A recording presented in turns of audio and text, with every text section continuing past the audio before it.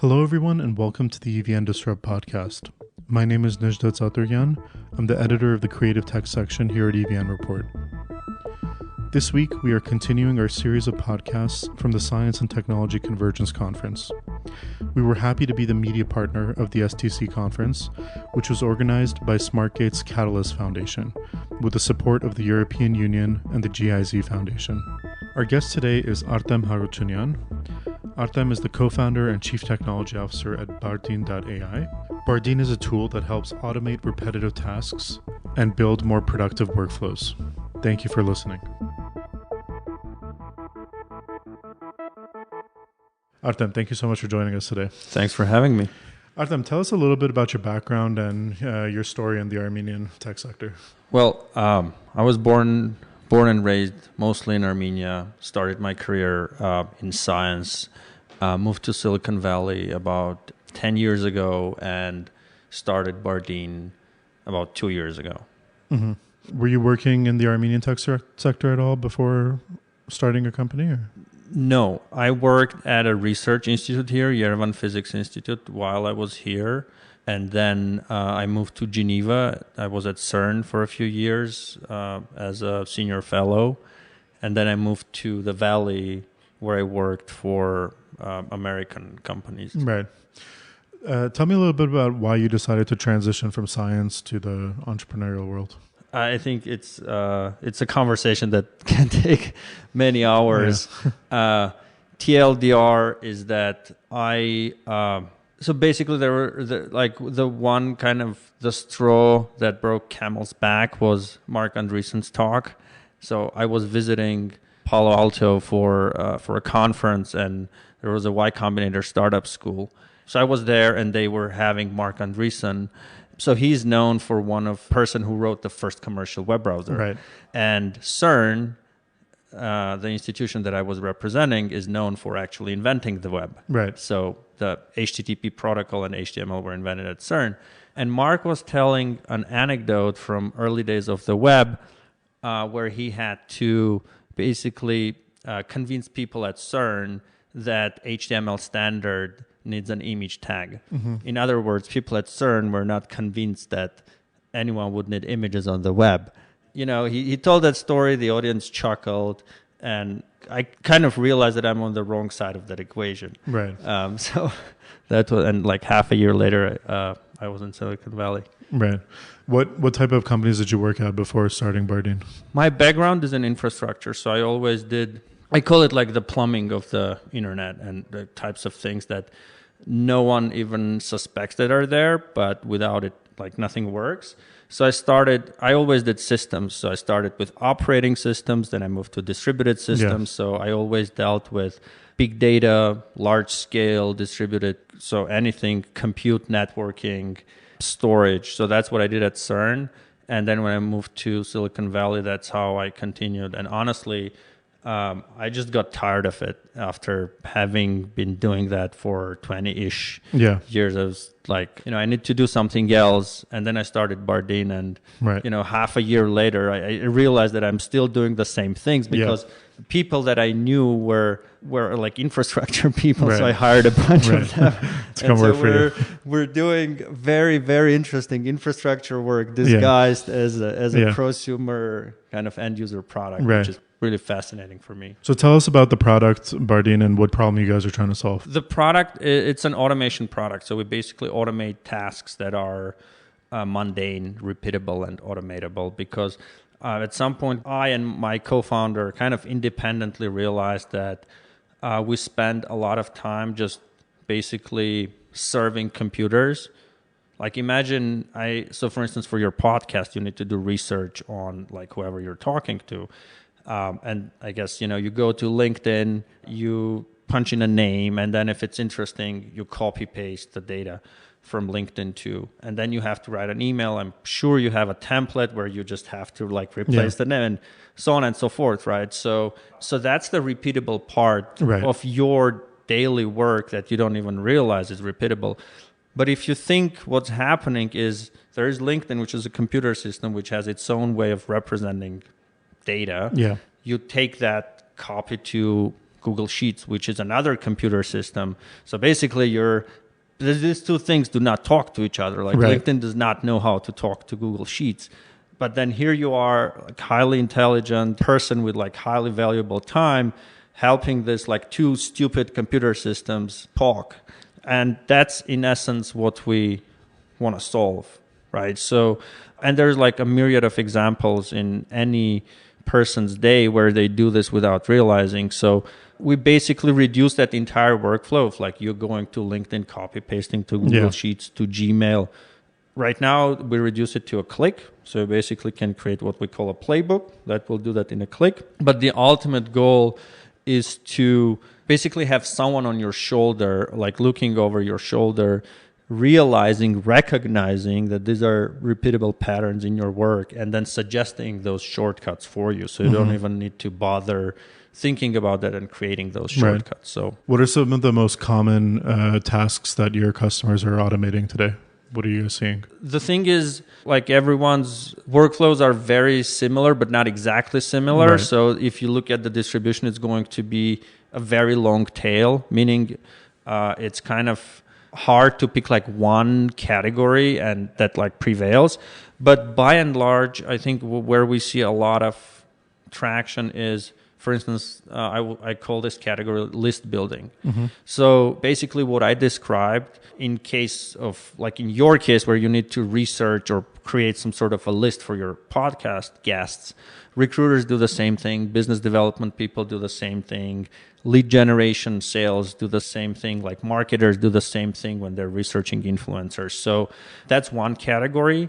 The other category is like operationalizing. So here's the thing. I think what with COVID, we have heard about this, like the Great Resignation, right? Where like a lot of people just quit their jobs. And so what happens is one of the big problems that companies have is that, if you have someone who's going to be there for 4 years, it's okay to have them train for 6 months to learn ins and outs of your organization. So if you're hiring a lead generation person, it takes them a lot of time to figure out, okay, what is the right Google Sheet that I have to copy this data to? What is the right Slack channel that I have to drop this message into, so on and so forth. However, if the half-life of your employee is 8 months, you cannot afford to spend 6 of those just to train them, because then that cost does not amortize over time. It's much bigger than a category. It's rather a problem that people solve with tools like ours, where you basically codify that institutional knowledge. Right? So like instead of teaching a person like, hey, these are the 15 Notion documents that you have to bookmark, and these are the 5 Slack channels that you have to drop your messages into, now you create a shortcut. And so when they show up to work, you say, if you see an interesting candidate, if you get a lead, just click this button. And then the magic happens behind the scenes.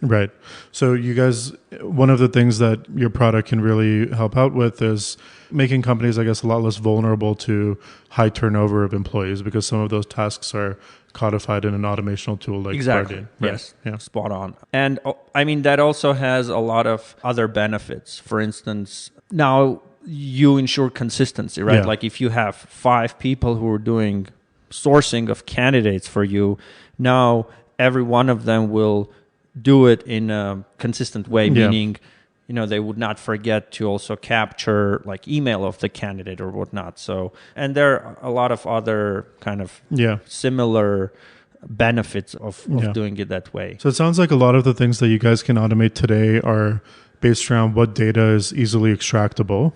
Is that a fair characterization? I mean, we like to think of ourselves of, the goal is to automate anything that you do in a browser. We support about like 30 applications, like, Slack or like Gmail or Jira, or I call it a hipster stack, that we have like like native integration with, that you can do much more than just extracting data. Like for instance, we can join your calendar, we can join your meetings for you automatically and stuff like that. So we integrate with calendar and whatnot. And for sites that do not have an API, which is the majority of sites on the internet, we have built a way to extract data because we're in the browser. but we're much more than just the data extraction. Yeah. What are some things that you can automate today that people might be surprised to learn about? And what are some things that are coming, you think, in the coming, let's say 5 years as browser technology develops and just the web moves forward? What are some things that we'll be able to automate in the coming future? Maybe people get surprised. I bet like a lot of our users get this like wow moment because I'm in it every day. It's like, it's less shocking for you. So, but these are things that we kind of mindlessly spend time on without even realizing. Like imagine you have a meeting. I bet some of them are recorded on Zoom. Now, when your meeting is done, you have to share that recording with the people. And so think about everything that you have to do. First, you have to wait for that email from Zoom to come. Then you have to go back, find the meeting on a calendar, create an email to the participants of the meeting, paste the link from Zoom. And so that's something that we have an existing, we call it playbooks, basically. We have a catalog of those automations that you can just enable this with one click. So say, do this for me every time, or do this for me for certain Zoom meetings or whatever. So those are the kinds of things where there are, some cases where people, they just write us thank you emails where they say, hey, I just did something in half an hour that would have otherwise taken me 2 weeks to accomplish, right? Like list building and stuff like that. But by and large, for the majority of users, it's this small, air quote, things that compound over time. Right. If you look at the end of the week, you have spent 5 or 6 hours like throughout the week. Maybe none of those would in isolation would be like, oh yeah, this is like this is a nice gizmo. But the real value is like when it compounds. Right. And what about something in the near future that you think we'll be able to automate? Well, one thing that we want to automate that is a really hard problem is creation of those automations, basically automating the automation. Because everyone has their own unique workflows. Everyone uses a different combination of the apps. There is it's just combinatorially impossible to come up with all the variations and provide them out of the box. So what we want to do is have this basically synthesize automations for you. So basically you would install Bardeen, maybe you find something from the catalog right out of the box, great. Maybe not. But then 4 days later, you get an email saying like, hey, Najde, we saw that you wasted like 3 hours doing this, 5 hours doing that, and 2 hours doing this. And we synthesized automations for you. Right. Here, like, please review them and enable them. Right. So that's going to be magic. Right. Like so recognizing what can be automated. Yeah. And it's a very, it's hard. Yeah. It's hard to do, but... you think that's in like the 5-year time frame? Or? No. I mean, not 5 year, no. I don't want to be committing to shipping software while being on record, but it's soon. Let's put it this way. Okay. Yeah, it's very, we already have a working prototype for a few of those tasks. It's hard to generalize because, users have very little tolerance for software being wrong. We don't recognize this, but we've been trained to have a very high standard. So before we roll something out, before we make it generally available, you have to get it it has to work in 9 out of 10 cases. Right. So that's what we're kind of working on, perfecting, but we already have something in the works. lab. So yeah. You guys recently announced a funding round. What do you guys have planned for the future of Bardeen? In terms of funding, we're very well capitalized. We have ridiculously long runway. Hopefully, we will never need to raise capital again. That's great. Definitely, I would not want to be raising in this environment specifically. But you guys probably closed your round right at the right time. Right? Well, yes. Yeah. I think had we done it half an hour earlier, it would probably have been even better. But we partnered with an amazing firm. We got a very good, very favorable terms. But when we were closing, we were already hearing the cracks. Yeah. But we've been we timed it well. Right. Anything in regards to the future of the company, expansion plans or product? We're hiring right now. We're 14 people. Actually, around the world, my right? grandmother asked me yesterday, it's just where are they from? And Right. it's literally all over the world. We have like Colombia, US, Italy, Greece, Germany. Wow. We have like Russian. We have someone in France, although she's Russian. So we're hiring very slowly. I think, spoke to, at this point, probably like, I don't know, 90 people easily to hire like 7. Right. And out of those 7 was like 4 or 5 were people who I worked with before. So really Right. to hire like 2 or 3.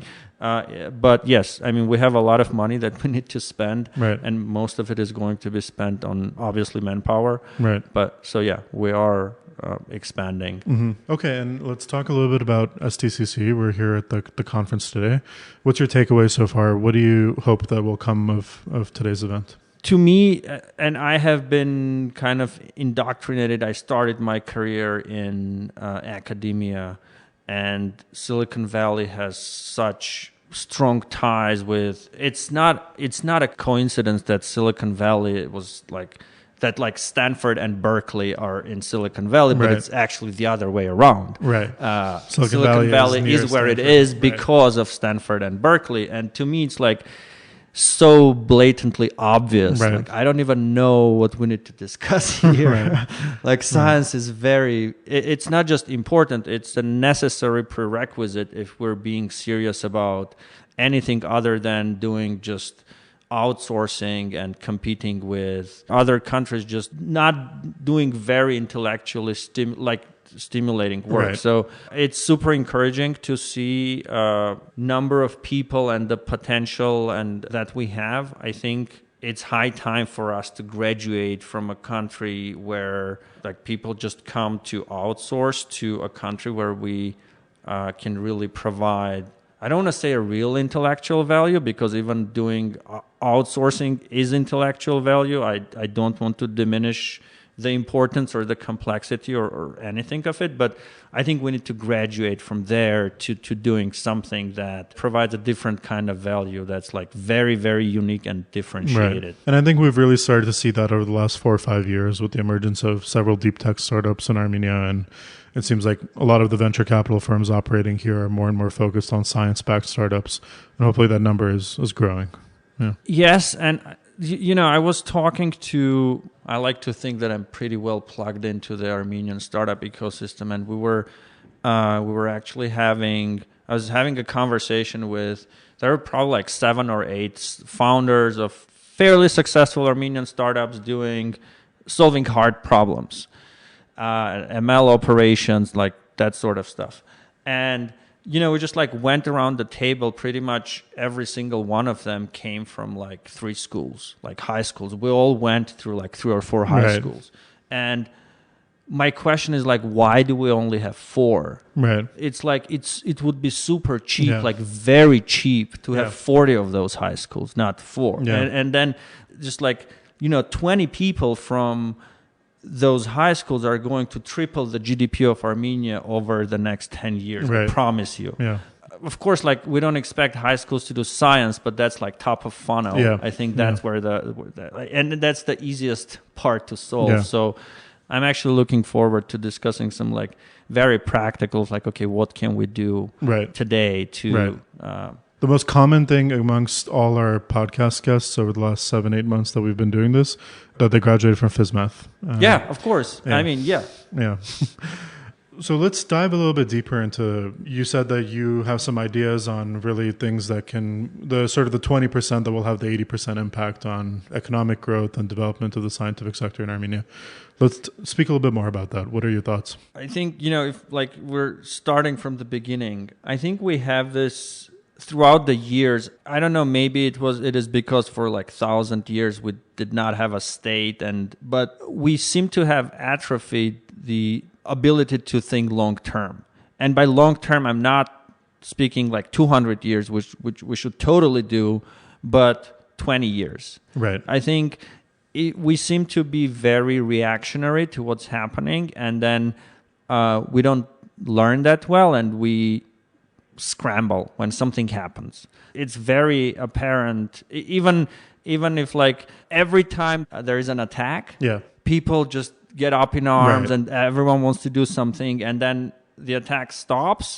And the initiatives die down. Yeah.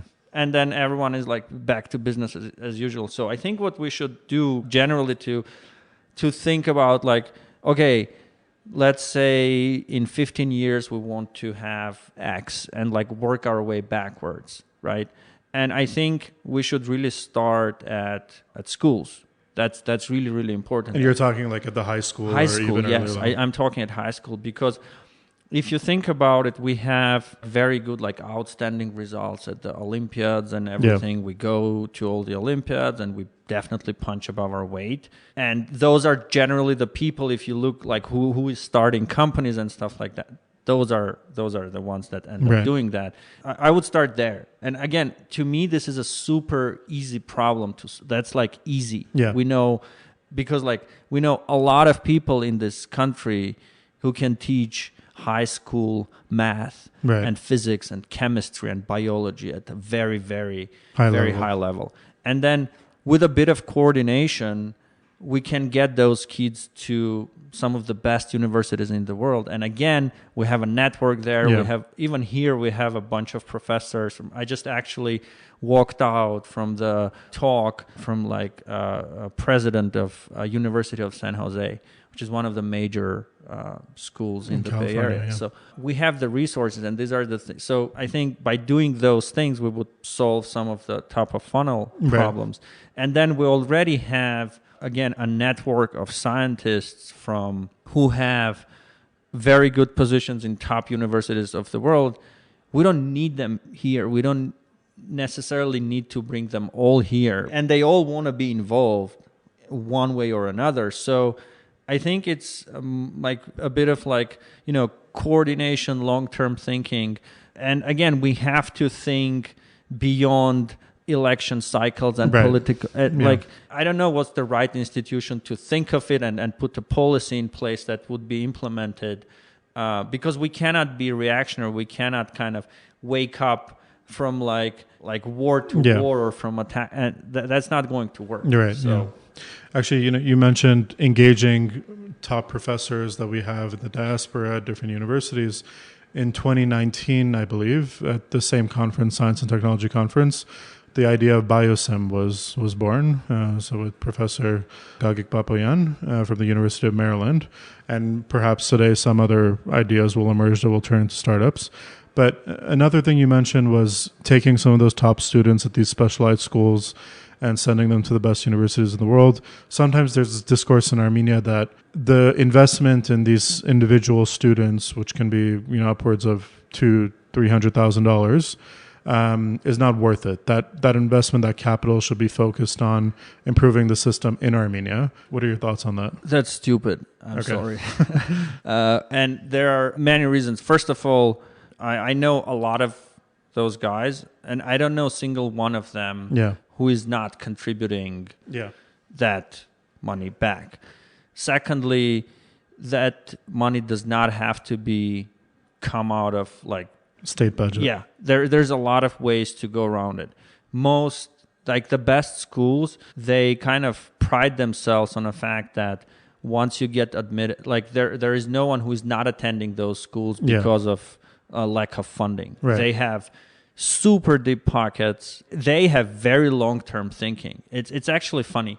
I attended Stanford recently, and I was trying to basically reverse engineer the admissions process. Like I was like trying to understand, what do you need to be or do so that they like you. Right. And I talked to a bunch of professors and to a bunch of people, and I realized that the criteria that they optimize for, which is super smart when they look at the person, is this person going to enrich our alumni network? When basically that's their kind of thinking, right? So like in 20 years, once this person graduates, what is their potential of being so cool that when someone looks at them, it's like, oh, he went to Stanford or she went to Stanford. So that's the kind of thinking that the schools have. Yeah. They have super deep pockets. And then honestly, there are like hundreds of schools in Europe, in Germany, in Italy, in France, and like money is not an issue, is what I'm trying to say. Right. Like it's a very lazy way of thinking that like, oh, let's not even try. Like, I don't know, that's like some sort of like loser mentality. I'm getting angry. It's just like so wrong to think about that. Like, you know, like I promise you, if you get into a great program in some of your in some of those universities, like the universe will manifest that money for you to go there. Yeah. Like it will happen. Even if the universe doesn't, the tax revenue from the startups they end up somehow, creating. like somehow, some Right. way, you will have, like you will find a way. Just to like one analogy, there are two startups at least, I'll name them, Wirestock and Superannotate, whose founders did a similar program of going to the US for undergrad. And, you know, I'm sure a lot of people went with that program for undergrad studies in the US, and many of them didn't come back or stayed. But just those two coming back and building their companies, the tax revenue generated from that easily covers theirs and several others. Active loop code signal service type. It's kind of self-evident, right? There are a lot of them. And I also heard this really interesting point once made by an Armenian founder that if you only stay in Armenia and if the only experience you get is from the local Armenian ecosystem, often you won't be able to tackle some of the bigger problems or build the products that gain global traction because you won't see what there is, in the rest of the world, right? So I think that exposure is super important. I think we're too much focused on like stay in Armenia part of the...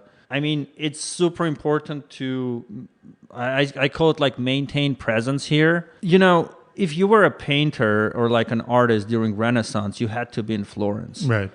If you were Van Gogh, like he had to go to Paris. Even the genius that he was, he couldn't have done it in his Dutch village, and he realized that, and he had to be in Paris to become who he was. Yeah, that's okay. Yeah, that's fine.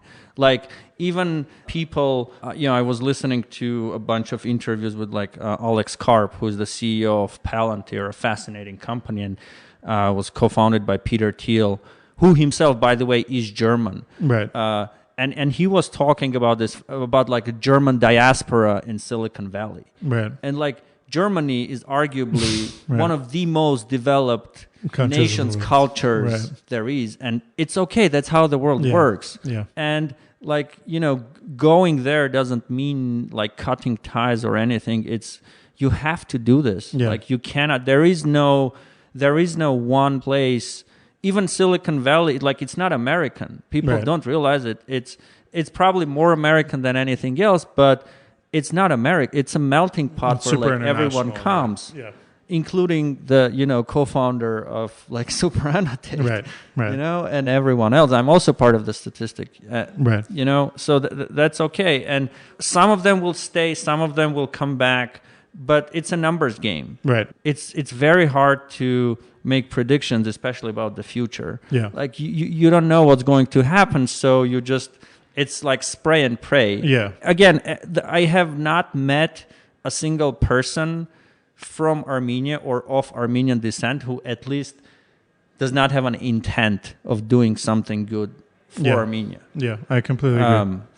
If you send 100 kids to Stanford, and even if only 10 of them come back or are directly engaged in some really impactful way in Armenia, it's way better than having none, right? So. And send them to UC or Irvine or anywhere. Yeah. Like, they don't all need to go to Stanford. It doesn't, or like send them to some school in France or Germany. It doesn't matter. Yeah, absolutely. Some of them are definitely going to do something great and like come back and, I couldn't agree more. Yeah. Artem, this was super fascinating. I think we could go on for a few more hours, but easily. Yeah. Thank you so much for joining us today. Thank you for having me. Cheers.